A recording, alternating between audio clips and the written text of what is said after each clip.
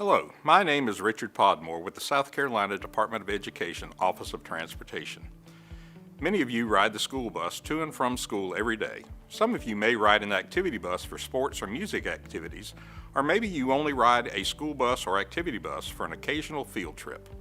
Although the need for a bus evacuation is rare, that doesn't mean we shouldn't be prepared for the possibility. If you have ever flown on a commercial airplane or been on a cruise ship, you know that passengers are given instructions on what to do in an emergency and how to evacuate if needed. For most breakdowns or fender benders, it is usually safer to remain on the bus. However, there are some situations where you may be safer leaving the bus and moving to a more secure location. Some examples of this can be if the bus becomes disabled in the roadway over the crest of a hill, in a blind curve, in heavy fog where visibility is restricted, or on railroad tracks. Other, less likely situations include danger from fire, smoke, gas or toxic fumes, or danger of rolling over or being submerged in water. The first thing you will want to do when you board any bus is to always make note of where all of the emergency exits are located. Of course, the front service doors are our preferred emergency exit because of the steps and handrail, but that's the way we're all used to getting off the bus. However, that exit may be blocked, damaged, or unsafe to use. All emergency exits should be clearly labeled, and typically there are one or more emergency exit windows on each side of the bus, one or more emergency exit doors, and two overhead emergency roof hatch exits. Most buses have an emergency rear door in the rear of the bus. But if the engine is in the rear of the bus, there will be an emergency exit window in the rear and one or more emergency door exits on the sides. The most important thing you can do as a passenger in an emergency is to remain calm and quiet so that you and other students on the bus can hear and follow the evacuation instructions of the bus driver. Okay, I need everybody's attention, please.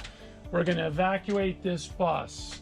The bus driver will tell you which emergency exit will be used for evacuating the bus based on the unique circumstances of the emergency. For example, if there is smoke or fire at the front of the bus, or if there's another vehicle or object blocking the front service door, you will likely be instructed to exit through a rear emergency door. Likewise, if a vehicle has collided with the rear of the bus, you will probably exit through the front service door.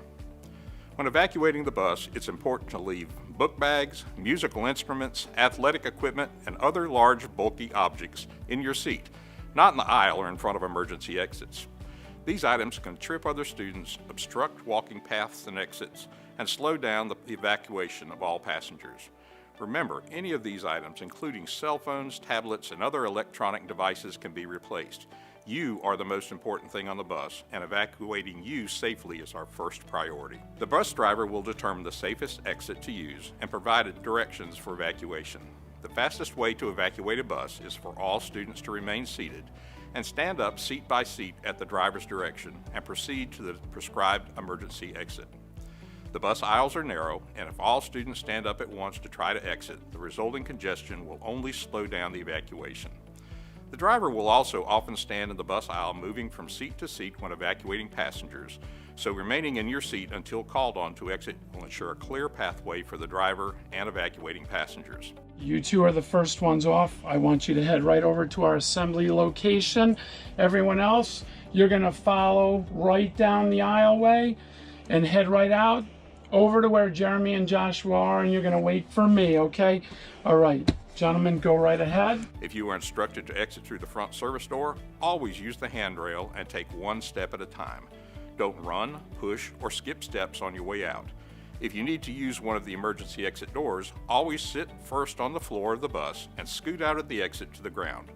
Jumping, squatting, or hopping out of an emergency exit door can cause injuries.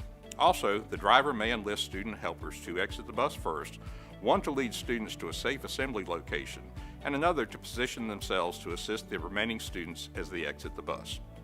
Once you have safely exited the bus, you must remain off the bus. It is important that you go to the assembly location given to you by the driver when the evacuation was announced. All passengers must be accounted for, and any injuries need to be identified so that first aid can be given. The driver will choose an assembly location at least 100 feet away from the bus, out of harm's way. Once the driver has evacuated all passengers, he or she will walk the bus a final time from end to end to ensure no one is left on board. After exiting, the driver will join the assembled group and give further instructions. It is important that you stay with the group and not leave the scene until given permission by school district officials or emergency personnel, even if a parent or guardian arrives. Look around to make sure you see the students that were sitting near you before the evacuation and notify the driver if you think someone is missing. Being prepared to evacuate the school bus in a dangerous situation can save your life. Remember to always check for emergency exit locations on each type of bus you ride and follow the driver's directions when evacuating. Think about what you would do if the driver is unable to assist you in evacuating. How would you exit the bus safely, and where would you go? We hope this video has prepared you, and we've enjoyed spending a few moments with you today. Safe travels.